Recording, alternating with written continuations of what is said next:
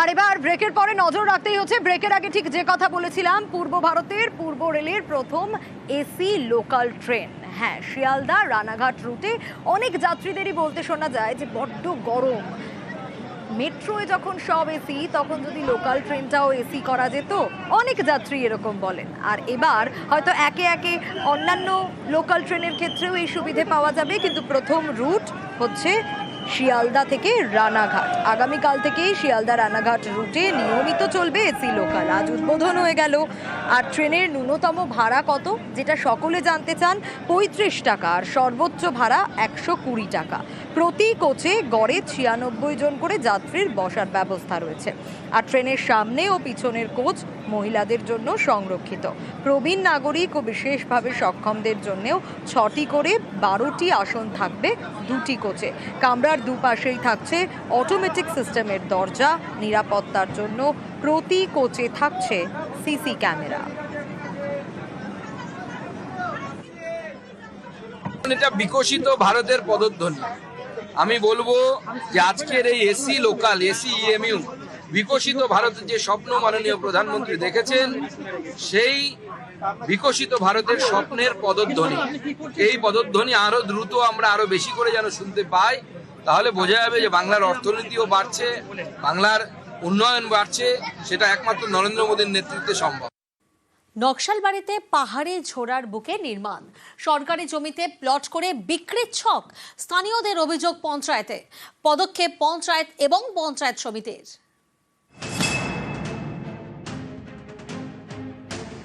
শিলিগুড়ির নকশালবাড়ি, এখানকার হাড়িয়া মোড়ের পাশ দিয়ে বয়ে গিয়েছে পাহাড়ি ঝোড়া। এই ঝোড়ার পাশেই রয়েছে কয়েক বিঘা সরকারি জমি। পানিঘাটা মোড় বাগডোগরা রাজ্য সড়কের কাছে। অভিযোগ, এই সরকারি জমিতে প্লট করে তা বিক্রির ছক কষছে জমি মাফিয়ারা। বিক্রি করতে পারলেই চড়া দাম।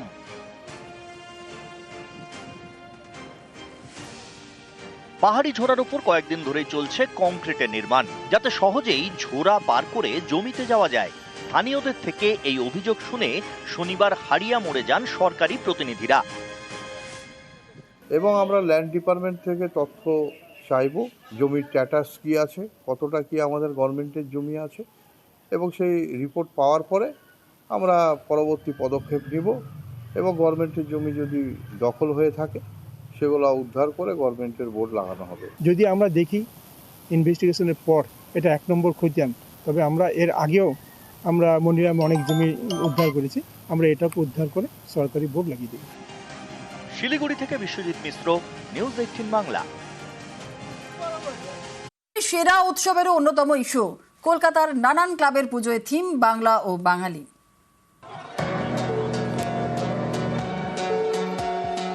বাংলা বললেই বাংলাদেশি বলে দাগিয়ে দেওয়ার চেষ্টা, কখনো বাংলা ভাষাকে বাংলাদেশি ভাষা বলে উল্লেখ।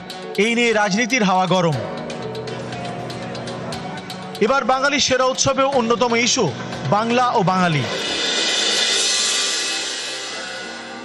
দুর্গাপুজো, ধুনোর গন্ধে নস্টালজিয়া। দুর্গাপুজো শুধুমাত্র পুজো নয়, বাঙালির আবেগ।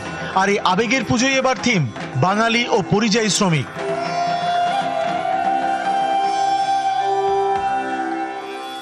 কলকাতার চালতাবাগান সর্বজনীন।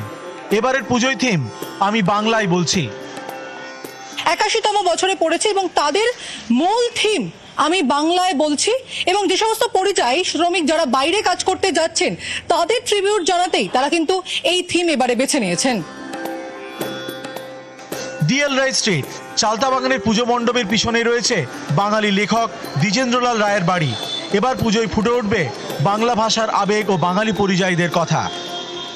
বিভিন্ন পরিযায়ী শ্রমিক থেকে বা বাঙালিদের ওপর যে বিভিন্ন রাজ্যে অত্যাচার হচ্ছে বাংলা বলার কারণে, সেই বাংলা ভাষা বা বাঙালির ওপর যে অত্যাচার হচ্ছে, সেই অত্যাচার যাতে তারও কিছুটা প্রতিবাদ আমরা এই পুজোর মধ্যে দিয়ে ফুটিয়ে তুলব। আমাদের মণ্ডপে দেখতে পারবেন আমরা কিভাবে বাংলা ভাষার মধ্যে দিয়ে প্রতিবাদ জানাচ্ছি।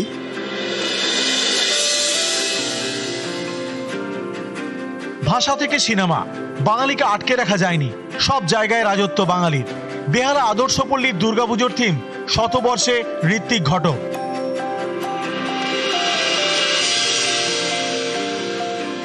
ঋত্বিক ঘটক বাংলা সিনেমার জগতে একটি নদীর নাম। তার সৃষ্টি ফুটে উঠবে বেহালা আদর্শপল্লীর পুজোয়।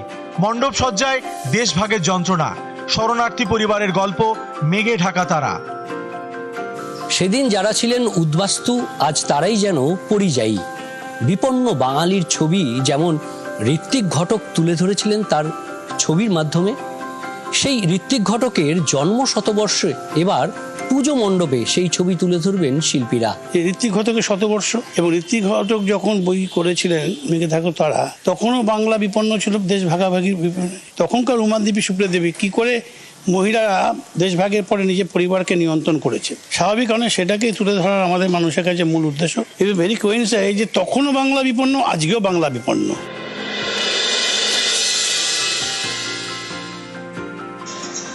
বাগুইআটিতে অশ্বিনীনগর বন্ধুমহল ক্লাব, এবারের থিম গর্বের বাংলা ও বাঙালি।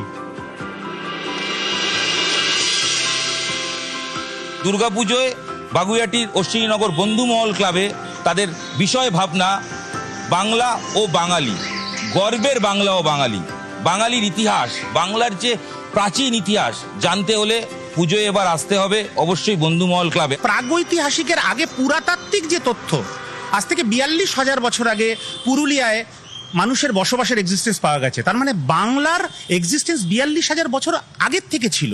প্রমাণের মাধ্যমে এই মণ্ডপে দেখানো হবে, এবং অবশ্যই কিছু এমন চমক থাকবে, যদি লোকে না আসে তাহলে খুব বড় কিছু একটা মিস করবে। বাঙালিকে গর্বিত করেছেন যারা, মণ্ডপ সেজে উঠবে তাদের ছবিতে। বাংলা কোনো ক্ষুদ্র জাতি, পরিজাতি, পরিভাষা, খুব ক্ষুদ্র পরিমণ্ডলে সীমাবদ্ধ নয়, তার ব্যাপ্তি অনেক। আমরা যদি কবিগুরু রবীন্দ্রনাথের ভাষাতে বলি, অহরহ তব প্রচারিত শুনি তব উদার বাণী, হিন্দু, বৌদ্ধ, শিখ, জৈন, পারসিক, মুসলমান ও খ্রিস্টানি। নিউজ 18 বাংলা।